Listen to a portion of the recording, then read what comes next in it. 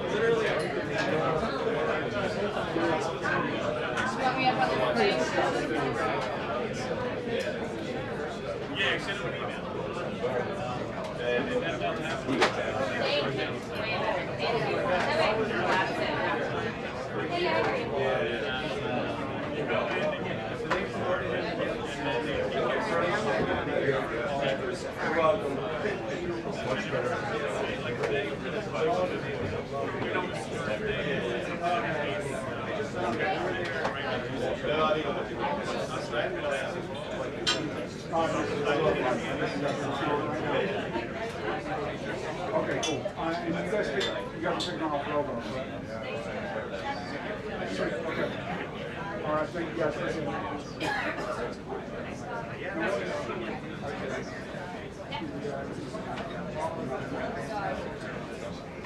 And you're back.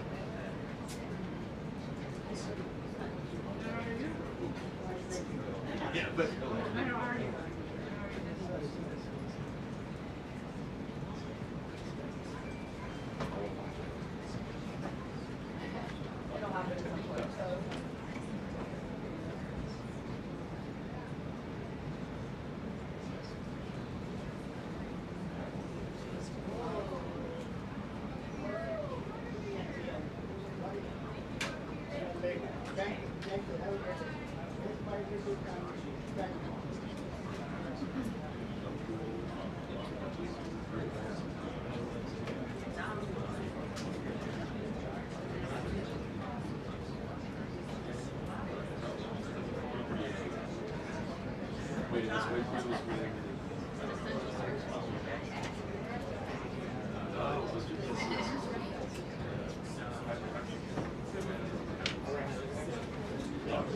I had to guess, I bet we hear a lot from Karoline Leavitt, and we already heard from speakers basically reiterating their position that the House has nothing to negotiate. They did their job. They passed a bill, sort of countering this message from Democrats to suggest that Republicans share the blame for the shutdown by refusing to negotiate on plans that they have put forward. We should say that the House did pass the bill to fund the government. In the Senate, they have another vote at 5:30 today. Competing votes actually from the Democrats and Republicans. What we're going to do, the Democrats now backing off their position that they want to repeal the entire health care bill, which we've heard from this White House and the congressional applicants would provide funding that they stripped out of that bill. Their position goes through many different ways. Illegal immigrants, emergency services, and also undocumented immigrants programs that they used to have access to, which they no longer have that because of the law that they had signed back in July. So we expect Karoline to reiterate much of what my judge said that she based on why those two bills this afternoon are still likely to fail, and push that blame back on the Democrats for not being able to get that through. So the judge should be the short of 6 cells in the Senate. We are day 6 of the shutdown. We've not yet seen the layoffs that we were told would likely be coming. It seems instead the administration targeting funding for blue cities and projects like as they continue to apply pressure. We're also Democrats to get that progress order and then negotiate with the space that they maybe do find an agreement, and that is extending the Obamacare, ACA, Obamacare subsidies. There are Republicans in both chambers who are willing to have that discussion. The position in the House is that that doesn't need to be done right away. You have until the end of the year when there is no collapse to negotiate and pass through the portion, there is a member in his chamber that might be able to vote on that sooner to say 60 votes in the Senate. So the day goes on, guys. We'll continue to watch it.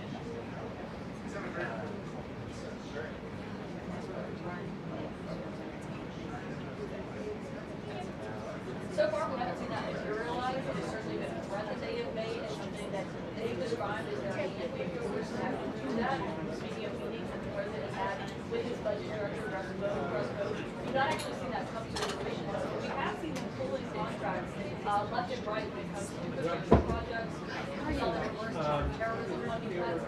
Just last week, we did see and also things playing out in other areas, including climate contract. The argument from the administration on that front, of course, has been we have to pull this funding because of the shutdown. But in my interview with the Interior Secretary Chris Wright in the White House last week, he actually acknowledged that it wasn't time to shut down at all. It was a long time thing they've been planning and working on for the months. And he also said that there's going to be so obviously a lot of questions here in the White House to see what they say about both of these Friday, whether or not they think that government shutdown is going to come to see a virtual standoff happening on Capitol Hill.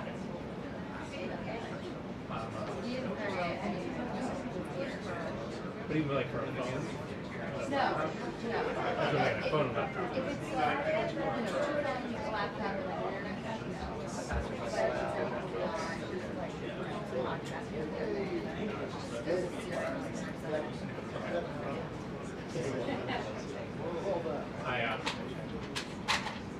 I pulled up the information. yeah. Then I'm like, how do you get it? Alright, so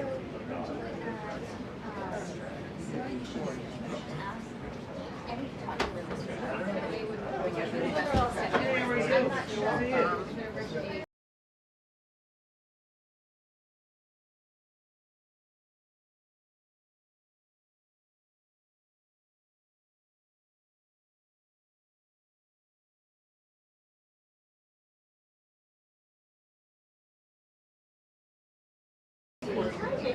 It's okay, got it. Otherwise, you would be like, live it. Yeah. And then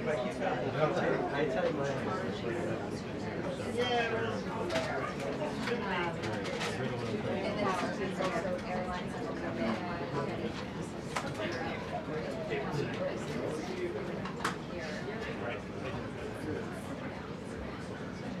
Oh, perfect weapon.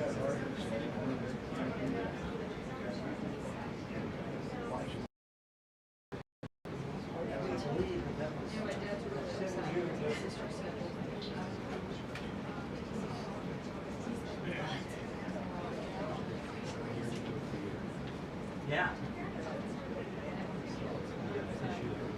Oh, yeah.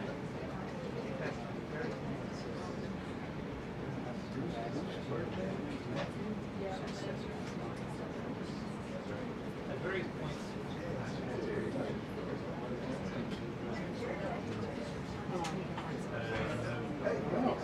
Living the dream.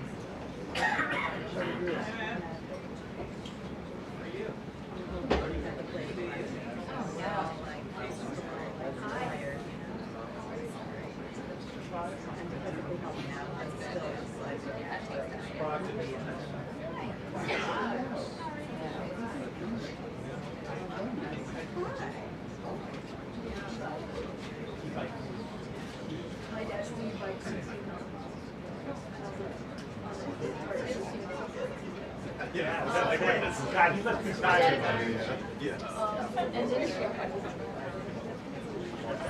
Yeah. About 30. She did more down to 35. She is at 35 hard on or if you're a win, yeah. Yeah. I'm glad it doesn't speak anything.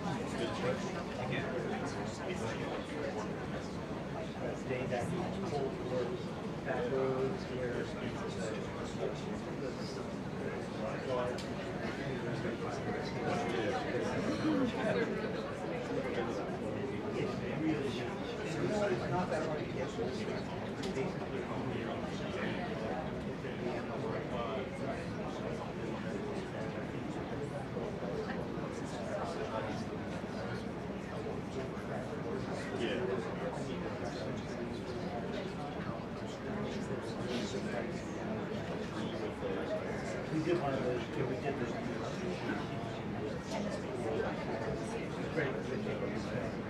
Yeah.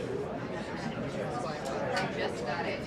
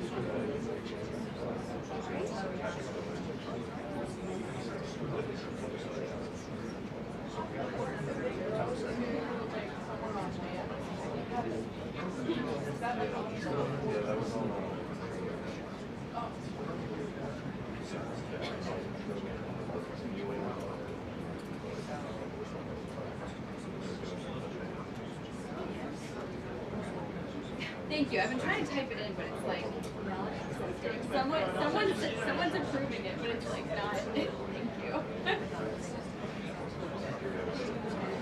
It went that time. Thank you.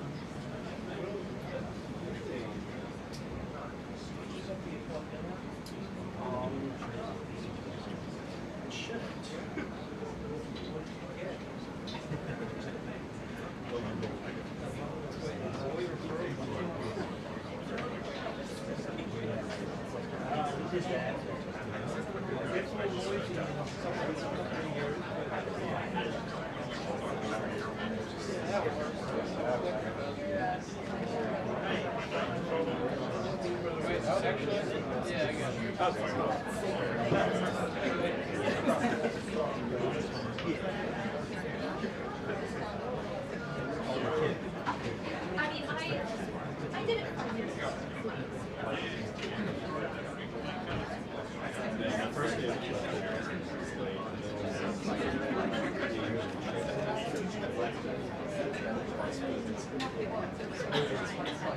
That was still what you have to say.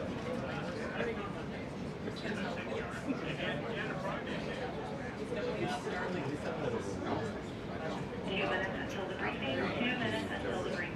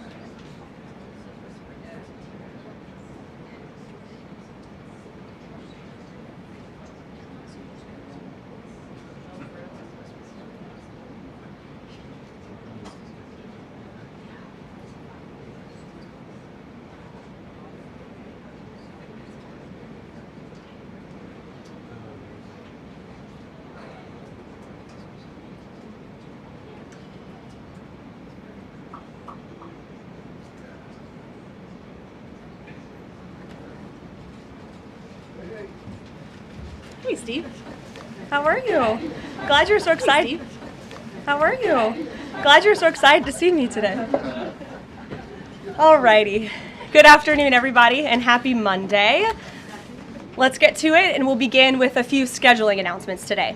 President Trump will be hosting the Canadian Prime Minister Mark Carney tomorrow for a working meeting here at the White House.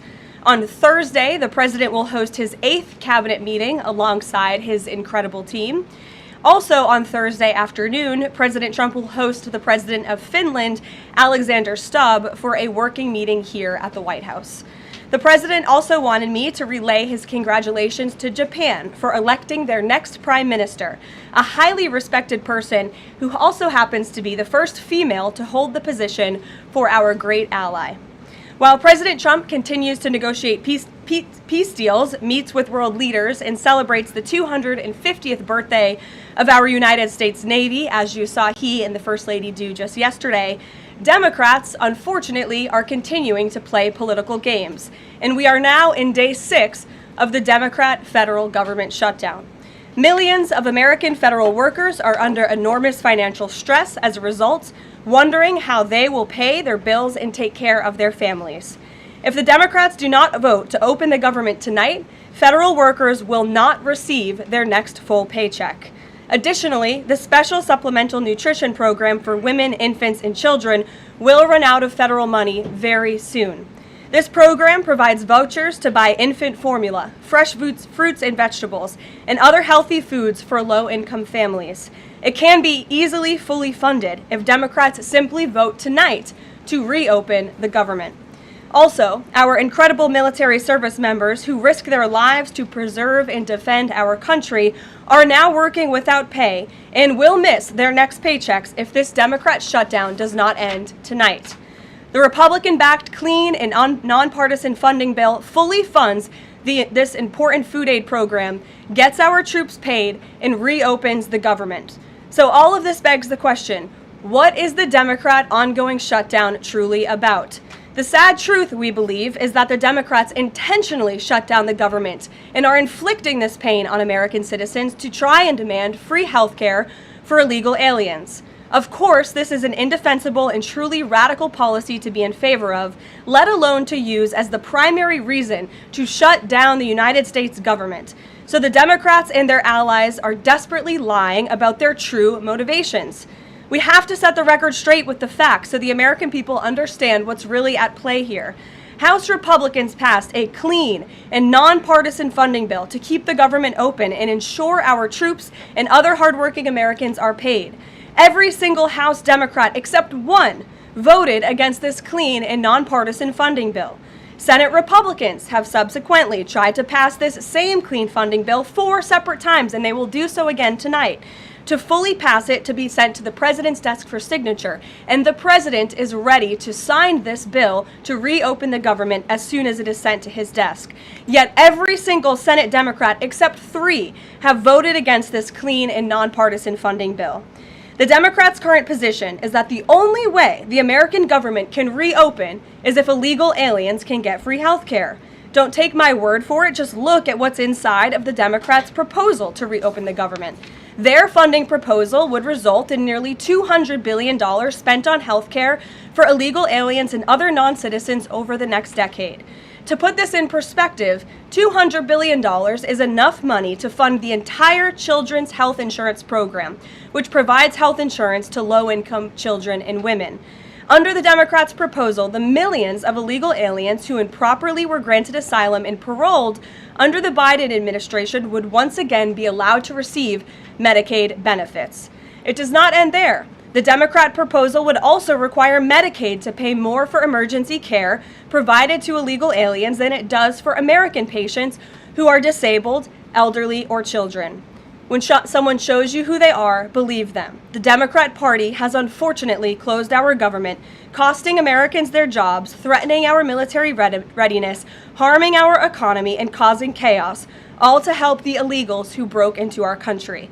Instead of holding illegal aliens accountable and removing them from our country, which is what this administration is trying to do every day, the Democrats want to give them the free benefits paid for by the American taxpayer. Democrats in 2025 are for illegal aliens first and Americans last. This is the reality we are unfortunately facing right now in Washington, D.C. President Trump and Republicans will not give in to these radical demands. The President and Republicans have a sacred responsibility to serve and protect the interests of their constituents, the American people. That's why we are backing a clean and nonpartisan funding bill with no strings attached to reopen the government. Democrats should do what they did 13 separate times under Joe Biden and vote for this exact same type of funding bill. Now the Senate will vote tonight for the 5th time to reopen the government on the 6th day of this shutdown. All we need are an additional 5 Democrat senators to end this madness and vote for the clean funding bill to reopen the government. If you are an American watching at home right now, call your Democrat senators and tell them to do the right thing and end this shutdown. With that, I will take your questions. Here in our new media seat today, we have Elizabeth Mitchell from the Daily Signal. Elizabeth, thanks for being here, and please kick us off. Thank you for having me. I have 2 questions. First, President Trump told reporters yesterday that firings of federal employees are taking place right now. In which departments have people already been fired from their federal jobs due to the shutdown? The president was referring to the hundreds of thousands of federal workers who have been furloughed as a result of this federal government shutdown, both here at the White House and across the entire federal government. At agencies across the board, there are federal workers who are staying home. Many of them work in the White House. You know them. Some of them sit just behind me at those desks. They are unable to show up to work right now because the Democrats chose to shut the government down. And so we're already, unfortunately, seeing the consequence of this. And then, of course, the Office of Management and Budget is continuing to work with agencies on who, unfortunately, is going to have to be laid off if this shutdown continues. And Secretary Robert F. Kennedy Jr. said the FDA was required by federal law to approve the new abortion pill last week. Is the administration considering steps to undo this in light of requests from pro-life Congress members and organizations? I think Secretary Kennedy and the Department of Health and Human Services, as I addressed in the briefing last week, were following the law, and we will continue to do so. As I said last week as well, it's not an endorsement of this drug by any means. It's just a law that they were following. Jennifer. We heard you say that you want people to call their Democratic senators. Is the president calling Democratic senators himself? Can you say what he's doing today to resolve the shutdown? Yep, I was just in the Oval Office. He was on the phone with Speaker Johnson. He's also spoken with the Senate Majority Leader, who are in touch with, of course, moderate Democrats and Democrats across the board, who we understand hopefully want to do the right thing by their constituents to reopen the government. So the president is being kept very well apprised of the ongoing shutdown on Capitol Hill. And of course, his position is very clear. There's nothing to negotiate, just reopen the government, and then we can talk about all the important issues facing our country. So he hasn't called specific members of Congress? Not to my himself? knowledge, no. And then on the Affordable Care Act, is he willing to give more, to share more on what he'd like to negotiate on the Affordable Care Act later? Is he willing to say specifically what he would like and when? But look, the president is definitely committed to fixing and improving our healthcare system. You saw it again last week when he had one of the largest pharmaceutical companies in the world coming into the Oval Office and promising to lower drug prices by 200, 300, 100% in many cases for various types of drugs for American patients. That is a huge fix to a broken system that has been ripping off the American people for far too long. So the president's very committed to this. But right now, we need to reopen the federal government, and the president is remaining very firm in that position. Catherine. If the vote fails in the Senate today to reopen the government, would that trigger layoffs? Look, again, we hope that the vote will not fail because this administration wants to reopen the government. We don't want to see people laid off. But unfortunately, if this shutdown continues, layoffs are going to be an unfortunate consequence of that. Is there timing for when that would happen? Well, look, we'll see how the vote goes tonight. Is the White House floating a proposal to cap Obamacare subsidies by denying them to new enrollees? I have not seen a proposal like that. Emily. Thanks, Caroline. The president said yesterday he was considering a phase 2 approach to Venezuela. Is the president considering U.S. boots on the ground or any kind of support of overthrowing Maduro? I won't get into any specific proposals that are being considered by the president and his national security team, but I think we've been pretty transparent and clear in the administration's view of the illegitimate Maduro regime, and the president has taken very unprecedented, tough action to end the illegal trafficking of illicit drugs into our country from Maduro's illegitimate regime. Caroline. Danny, go ahead. Thanks, Caroline. The French government has collapsed again for the fourth time in a year. And I was just wondering if there's any concern in the White House about the kind of ongoing political crisis there.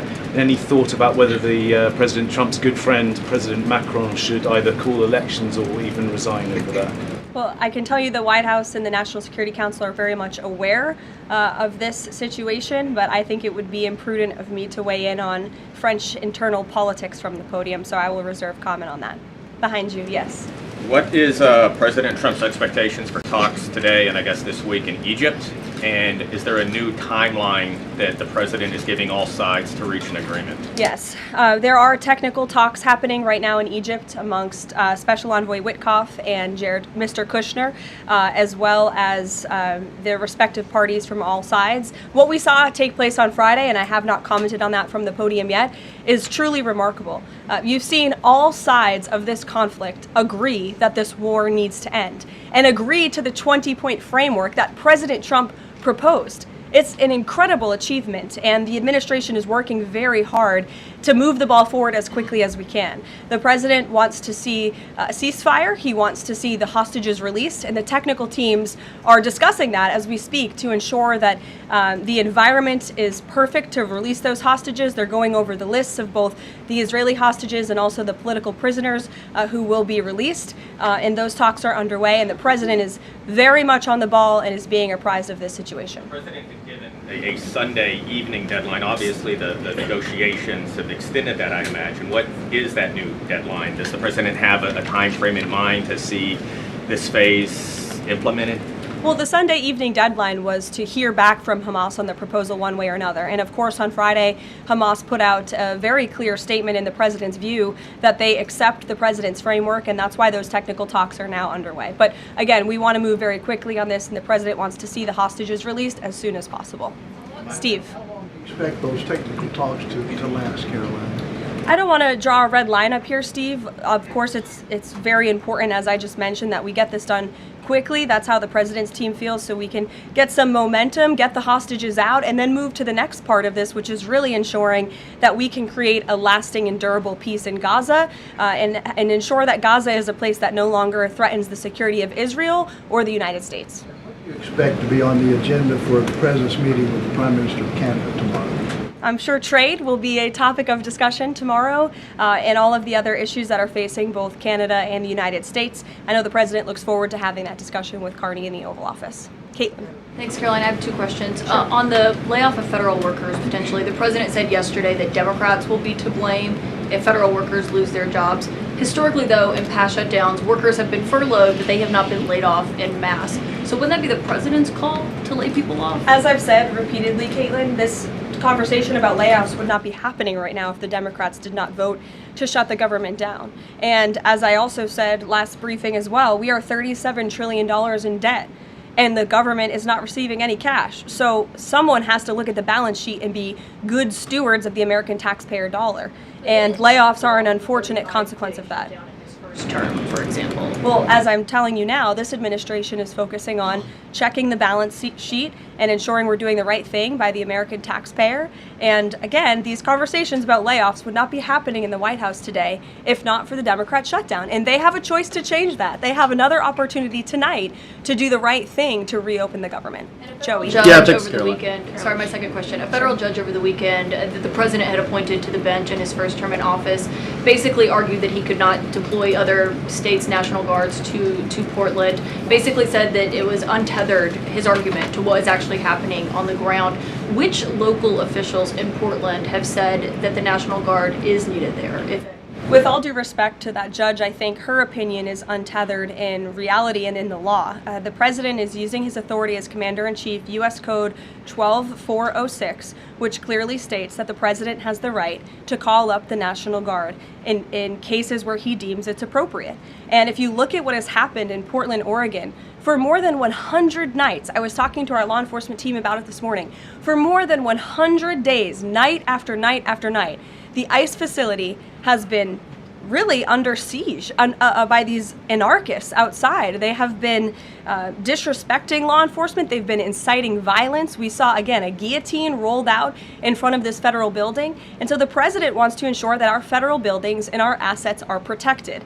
And that's exactly what he's trying to do. And ultimately, in the case in Los Angeles, that judge ruled in the Ninth Circuit, that panel of judges ruled that those troops could remain and that the president was well within his authority to do so. So we are appealing that decision. As you know, we expect a hearing on it pretty quickly, and we're very confident in the president's legal authority to do this, and we're very confident we will win on the merits of the law. But no local officials that you can point to that have said we need the National Guard? Because I spoke to the police chief of Portland last week. He said that the president's claims just don't match up with what's happening on the ground. I would encourage you as a reporter to go on the ground and to take a look at it for yourself, because there's been many members of the press, not press in this room, but independent journalists, some of whom we'll be inviting to the White House very soon to share their stories, because they have been in the middle of these riots and they have witnessed the anarchy that is taking place night after night. It's on video. You should play it on your show. You have a great opportunity on prime time on CNN to show your audience. Yeah, but you're probably talking to partisan Democrat officials who are opposed to everything this president does.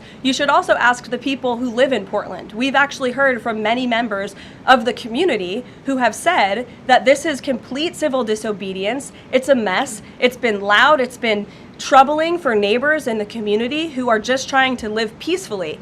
And these people are not there to peacefully protest. They are there to cause mayhem and havoc. Yeah, Karoline. Stephen, go ahead. Thank you, Karoline. Two questions. First, do you have a reaction to reports that thousands of Cuban troops are deployed alongside Russia fighting in Ukraine? And on a very different matter, the president last week floated in an interview with our colleague Daniel from One America a rebate for tariffs of up to $2,000 per person.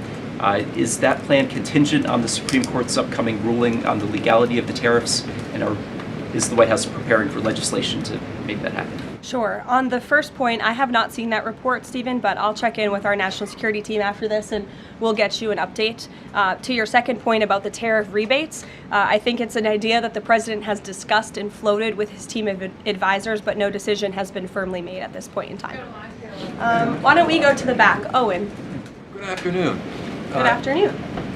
A few days ago, President Trump demanded Jay Jones of Virginia get out of the race for condoning political violence in a text message against a Republican politician a few years ago. He hasn't left the race. He hasn't dropped out. What's the president's reaction?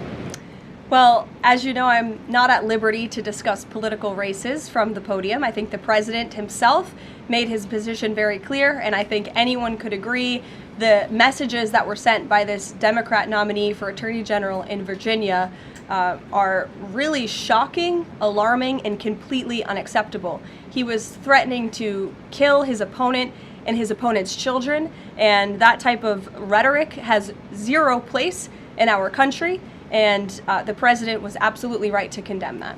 One more, please. Sure, go ahead. Thank you. The Democrats have questioned and scrutinized the president's comments about using potentially the military, American cities, as training grounds for the military. And when you look at Portland, Chicago, local and state officials say that their local law enforcement is able to handle the situations, these protests on the ground. The president says that Portland is burning, using that as justification for the National Guard in Portland. But when you look here in Washington, D.C., the president just last week said it is now a completely safe city, and there are still National Guard members on the streets that are not involved in ICE activities. Can you provide the justification for the White House here in Washington, D.C., why the National Guard members continue to be out on the streets? Because Washington, D.C. has invited the National Guard here. Why? Because the mayor is doing the right thing, unlike mayors in other cities like Portland, as Caitlin and others have pointed out, who refuse to see that there are positive results from when local law enforcement works with federal law enforcement to do the right thing on behalf of their citizens. And Washington, D.C. is no doubt a safer city right now, today, than it was a few months ago when President Trump started this initiative to make D.C. safe again. And the National Guard is still here because the president and the mayor agree that it's a good thing for the city. Just like you're seeing in Memphis, for instance. We'll have National Guard deployed to Memphis. We have federal agents who are on the ground working with state and local law enforcement. The state police in Tennessee are part of this effort. The local metropolitan police in Memphis are part of this effort. State and local law enforcement and federal law enforcement should be working together. And it's a shame that we see in some cities across the country that their mayors are just simply refusing to cooperate because they don't like Donald Trump. And that's what this boils down to. And I don't think any American would disagree that Chicago needs more law enforcement reinforcements, that they need more resources. Look at this headline from over the weekend. At least 30 people shot during the weekend in Democrat-run Chicago. 5 of them were killed in one weekend. This is completely unacceptable, and the president wants to make American cities safer, and he's willing to work with anyone to do it. If the courts allow you to ultimately send in the National Guard into Chicago and Portland, do Democrats not have reason to be concerned that there are long-term plans by this administration to keep U.S. military or the National Guard in American cities, like what we're seeing here in Washington? Why should they be concerned about the federal government offering help to make their cities a safer place? They should be concerned about this. They should be concerned about the fact that people in their cities right now are being gunned down every single night. And the president, all he's trying to do is fix it. And there has been a complete smear campaign by the Democrats and the media, quite frankly. I was reading Political Playbook this morning, one of the most inside the Beltway newsletters you can find. And you guys are framing this like the president wants to take over the American cities with the military. The president wants to help these local leaders who have been completely ineffective in securing their own cities. And we have already seen there's a positive formula for that. Look at Washington, D.C. The murder rate has declined significantly. Our streets are safer. People who live here feel safer. All of you in this room, I know you do, you just won't admit it. And it's a proven system that works, and the president wants to make America's cities safe again. And I don't think there's anything wrong with that. Michael. Thank you, Caroline. 2 questions, if I may. Because the mayor wants them. Michael. These talks in Egypt, if Hamas does agree to relinquish power and give it up, cede power to this transitional technocratic government, if that does happen, would the Trump administration then recognize a Palestinian state? Look, I don't want to get ahead of the technical talks right now, Michael. They're extremely sensitive.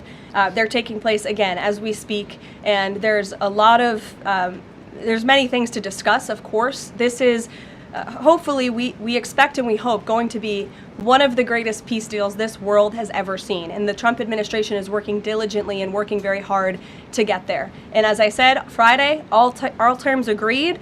We have the Arab countries who are working with us. Of course, Israel has been incredible in cooperating with the president's plan and agreeing to it. And we're very hopeful, and we expect that to continue. Caroline, you tweeted about this over the weekend. Thank you. I was going to you in the blue shirt and tie. Thank you, yes, Caroline. You're John welcome. Michael, the Daily Mail. Today, the Supreme Court declined to hear Ghislaine Maxwell's appeal. Will Trump rule out granting her clemency? Is that something the White House is considering? It's not something I've heard discussed, and we don't comment on clemency requests that may or may not have been made, but I'm certainly not tracking that one at this point in time. Caroline. Jordan, go ahead. Thank you, Caroline. So we're talking about these radical groups in Portland and Chicago. I know the president has spoken about potentially going after George Soros with RICO charges and for funding all of this violence. Has there been any update on that? And also, is the administration looking into the other nonprofits, maybe taking away their 501c3 status for funding this violence? And one more question. Sure.